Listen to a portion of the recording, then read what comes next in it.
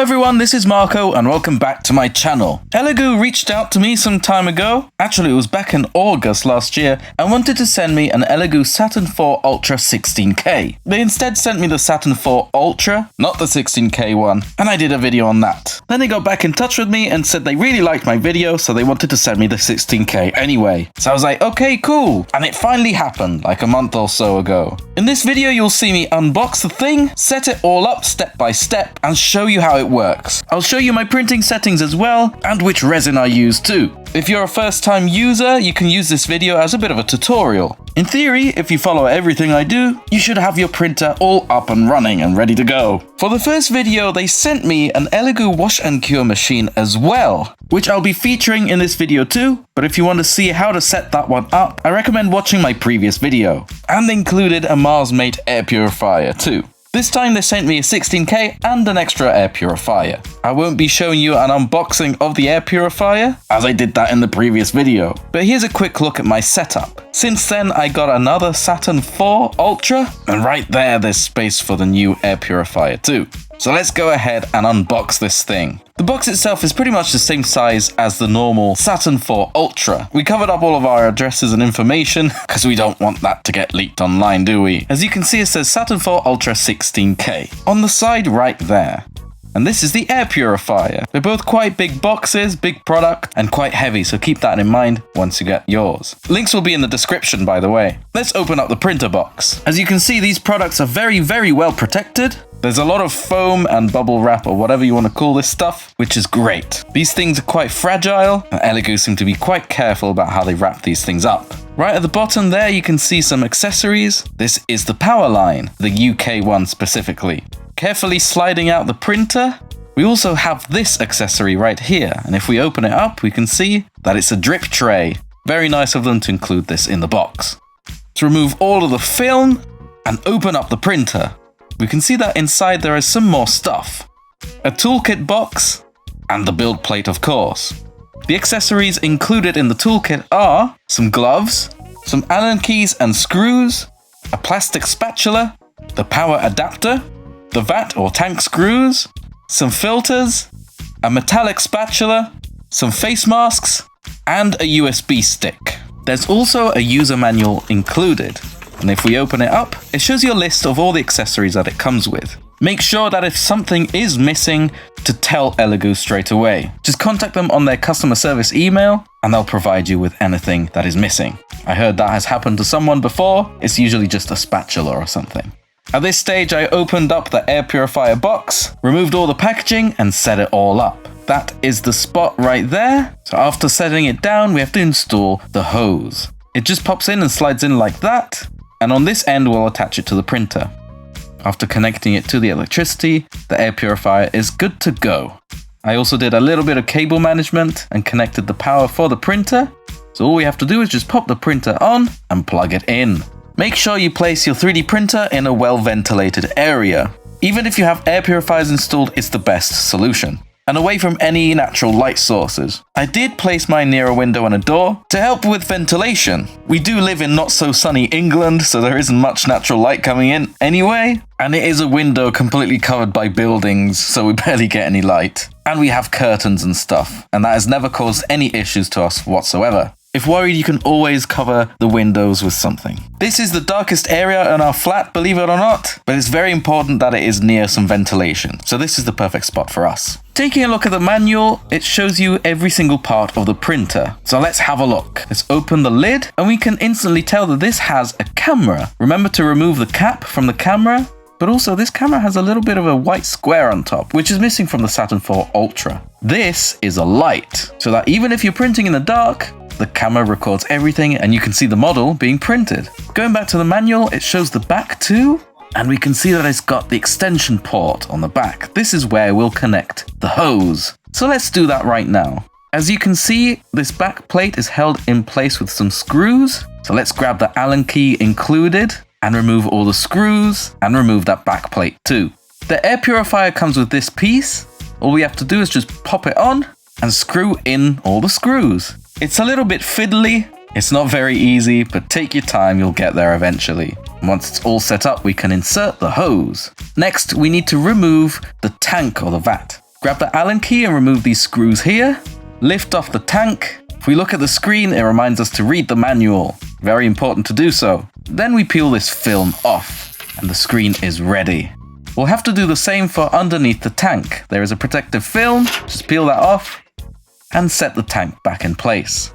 While putting it on, I noticed that the tank didn't want to sit properly, it liked to bounce back up. This behavior is very different from any of the other printers that I have, so I checked it out and look, there's some spring-loaded connectors right there. I think when the tank is positioned correctly, it aligns onto these parts right here, and I think this helps heat up the resin. Yes, it has resin heating capabilities. Cold resin is often the culprit of failed prints, so this should help prevent any of those issues. Very handy indeed. Let's grab those screws that were included in the toolbox and screw the tank nice and tight, but not too tight. Remember to peel off this protective film from the build plate, and then very carefully slide it onto its attachment and clamp it firmly. Going back to the user manual, it instructs us to turn the printer on. Let's go ahead and do that. And when it boots up, all we have to do is just go through a quick setup. Select our region and then connect it to Wi-Fi. You can give the printer a personalized name as well, and then it'll go through some device checks.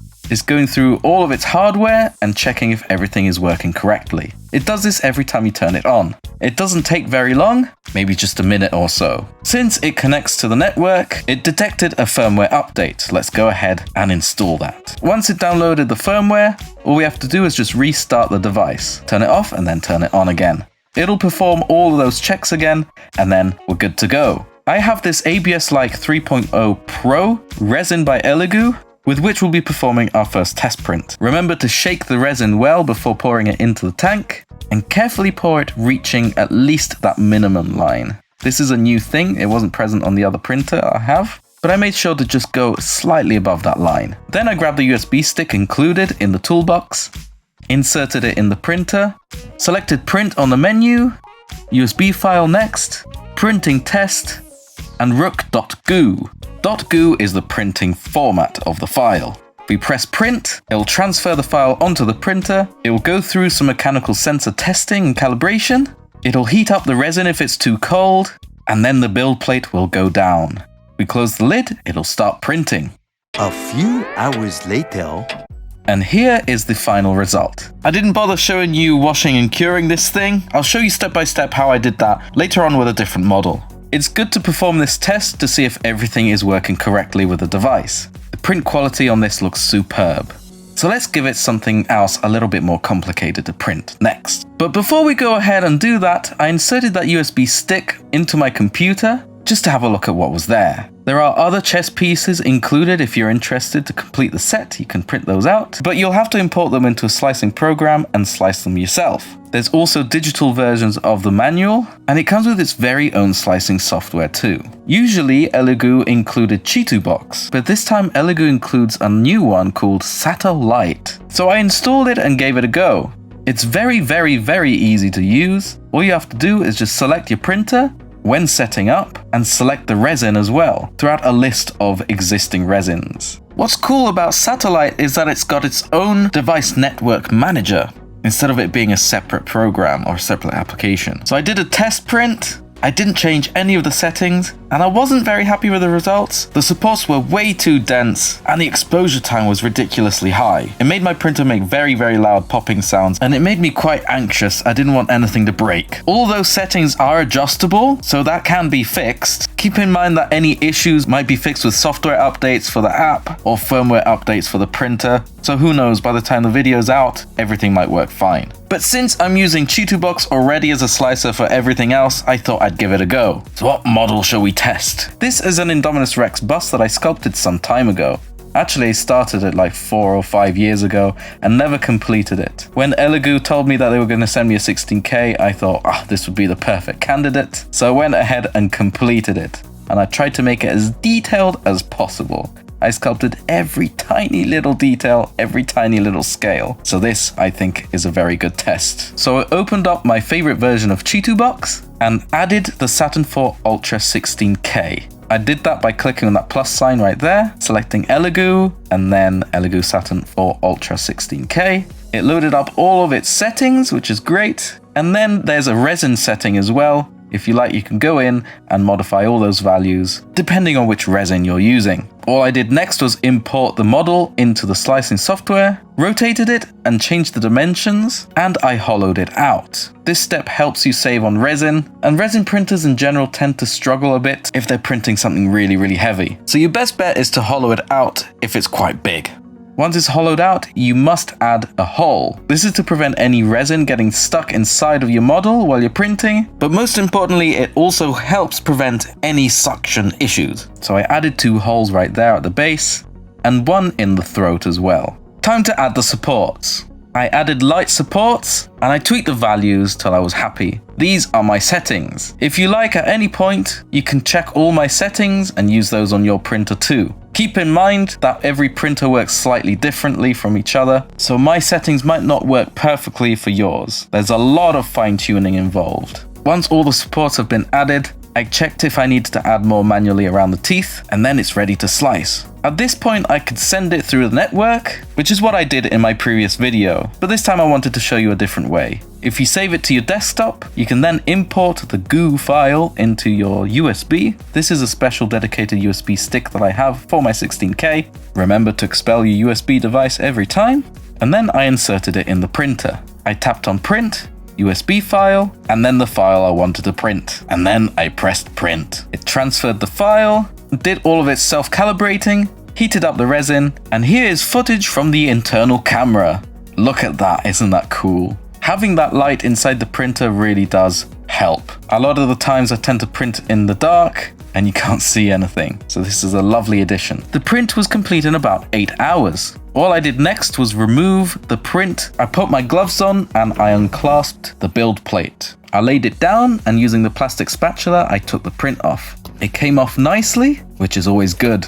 If it sticks too hard, you know you need to adjust some of your settings. Now, Elegoo doesn't want you to remove the supports just yet. They want you to clean the model first, but it never cleans properly for me. There's always some residue left behind. So I prefer removing all the supports first, which are very easy to remove using my setting. I know a lot of people use a hairdryer first, but mine are in that sweet spot where they're strong enough to support the model, but just easy enough to tear off. Time to wash and cure. Using the Elegoo wash and cure machine that they sent me last time, I made sure that the model didn't have any pieces stuck to it at all, put it inside, and gave it a good wash with IPA alcohol. After a couple of minutes, I removed it from the machine, gave it a good shake, and then I let it sit for a few hours, letting the alcohol evaporate properly. 3 hours later. At this point, the model is sticky, but it's not wet. This is when you want to cure it. I removed the alcohol tub, put down the turntable plate, put the model onto the plate, making sure I didn't touch the model. You never want to touch uncured resin. Put the UV cover on, selected a time, and cured it.